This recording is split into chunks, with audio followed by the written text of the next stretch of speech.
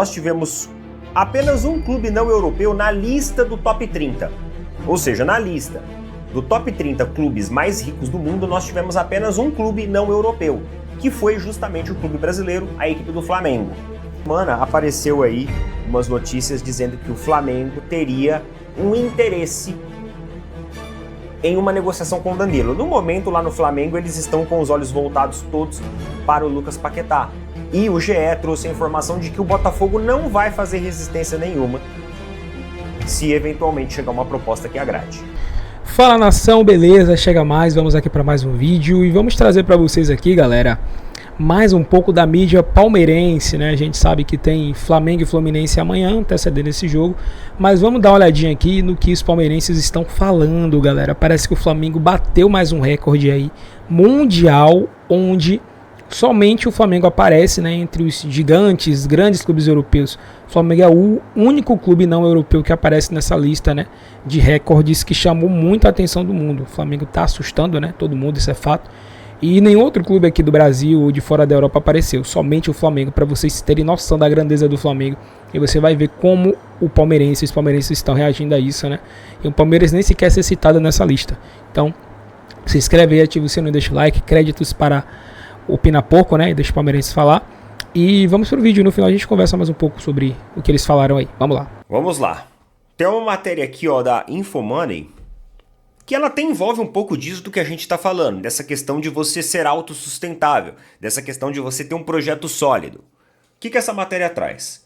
A gente teve o levantamento, atual, né, um levantamento que foi atualizado da Deloitte, que ela inclui as receitas dos clubes de futebol. Ela faz um levantamento do top 30 clubes mais ricos do mundo. E ela considera, os indicadores que ela considera nesse levantamento, não entra a venda de jogadores. Então, teve uma cria da base que se destacou, sei lá, o time vendeu por 400 milhões de reais. Ela não coloca venda de jogadores, negociação de jogadores nessa matemática. Então, o que elas colocam? Elas colocam receitas, direitos de transmissão, atividades comerciais e arrecadação com bilheterias.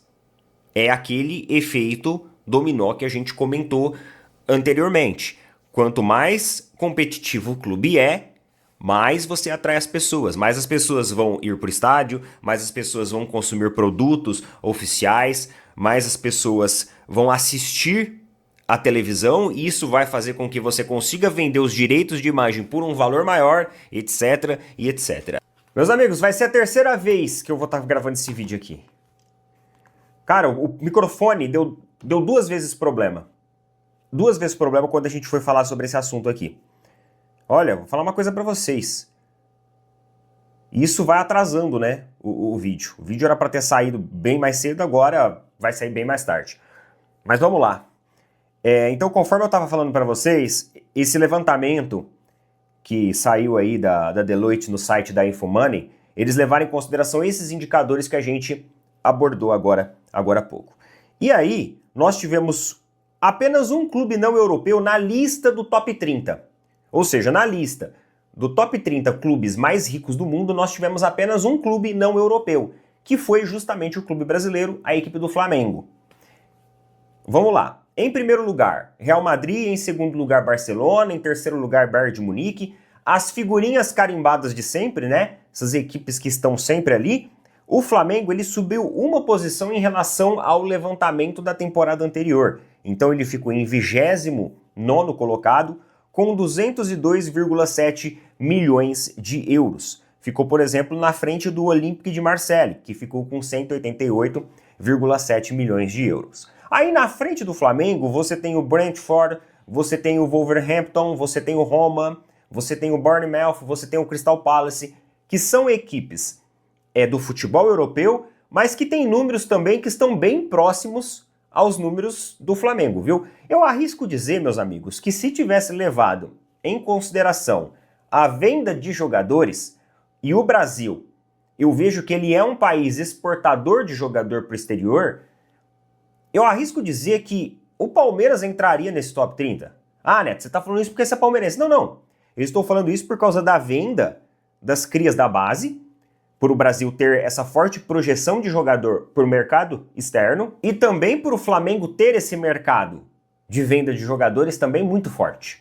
O Flamengo também revela muitos faz sentido. Muitos atletas e também vende muitos atletas por um valor acima do mercado. Então, o Palmeiras talvez estaria nessa lista e o Flamengo poderia estar mais à frente ainda dessa lista. Até mesmo porque, se eu perguntar para vocês, quem que vende mais jogadores, quem que exporta mais jogador para o exterior? É o Crystal Palace, é o Palmeiras ou é o Flamengo? Palmeiras e Flamengo vai ser maior exportador do que o Crystal Palace, do que o Bournemouth, do que o Everton, o Bridgton, o Brentford. Palmeiras e Flamengo, tenho certeza. Então, se colocar o quesito venda de jogadores, a gente briga com uma boa parte aqui desse 20º colocado para baixo. Com certeza. O 20º colocado é o West Ham, né, que inclusive recusou a nova proposta pelo Paquetá. O West Ham bate o pé nos 45 milhões de euros. O Flamengo quer os 35 milhões de euros e oferece os 5 de bonificação, completando 40 milhões de euros. E, por enquanto, a negociação aí do jogador com a equipe inglesa continua nessa pendência. Lucas Paquetá bate o pé que quer se transferir, os caras querem manter ele até o final da temporada, e nisso vai tendo toda essa situação, toda essa briga ainda. O Flamengo não desiste das negociações e crê num desfecho positivo ainda.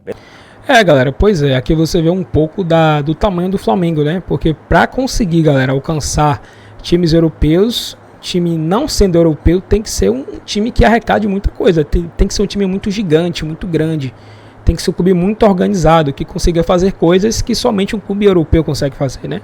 Então, pode parecer pouca coisa, galera, mas é um feito assim impressionante. E o Flamengo, lembrando, tá em crescente. O Flamengo não vai parar por aqui, o Flamengo vai continuar crescendo até o momento de fato disputar, né? De conseguir competir ainda melhor com clubes europeus. Isso é assim, um feito que com certeza causa, né, inveja a muitos torcedores, muitos rivais, né, muitos jornalistas que torcem para outros times. Vocês viram o que o pessoal lá, que são os patrocinadores master do Flamengo, fizeram? Vocês viram?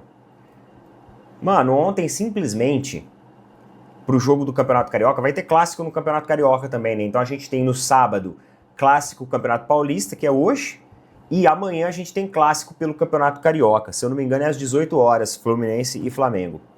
Hoje é às 18h30, tá? Só confirmando de novo aí para quem não quiser perder. Mas eu tava vendo que os caras colocaram na página, é uma casa de aposta que patrocina o Flamengo, os caras colocaram uma odd com o Lucas Paquetá. Mano, os caras foram ninja, né? Sabe por quê? Porque no pé que tá a negociação do Flamengo com o Lucas Paquetá e também, claro, o West Ham, que dizem que aquela informação do GE, ela não se confirma, que o West Ham recusou. Na verdade, o West Ham teria aceitado, porém o West Ham quer ficar com o jogador por empréstimo. É o que tá rolando aí nos bastidores. Mas, com tudo isso que está acontecendo, você sabe que foi uma sacada de marketing muito, mas muito inteligente da parte deles, porque isso levantou um hype na torcida. É aquilo que eu falo, pessoal, as coisas elas viram hype.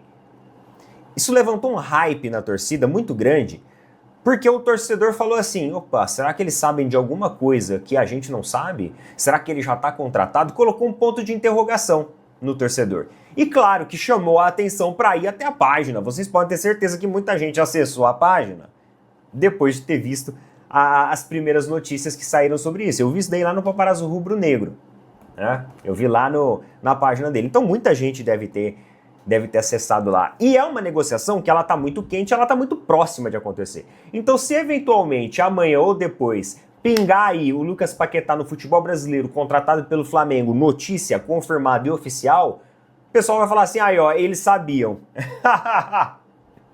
Cara, uma sacada muito inteligente, uma sacada muito esperta. Depois parece que saiu, que foi um bug. Ah, deu um bug no sistema e tal. Não sei não, viu?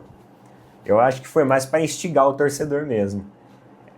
Se tratando ali do patrocinador master, Porque, cara, já aconteceu também que a patrocinadora Master do Palmeiras fazia brincadeiras. Não no mesmo sentido, mas outros tipos de brincadeiras relacionadas ao futebol também, ao ambiente e tudo mais.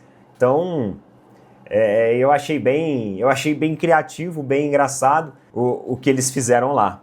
Mas os torcedores do Flamengo aí estão nessa expectativa com a chegada do Lucas Paquetá, e a informação que tem aí nos bastidores do Flamengo é que no momento todas as negociações de qualquer outro jogador, elas estão paralisadas, congeladas. Todos os esforços estão mirados e voltados para trazer o Lucas Paquetá para o futebol brasileiro. Mano, eu acho que no fim isso vai dar certo. Sabe por quê? Porque é muito complicado para um clube de futebol manter um jogador, cara, que bateu o pé que não quer ficar lá.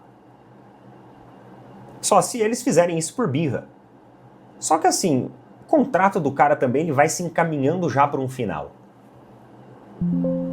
E eu acredito que se ele manteve, sabe, essa ausência nos treinos, jogos e tal, do West Ham, durante toda essa janela de transferências, significa que ele está muito certo do que ele quer fazer.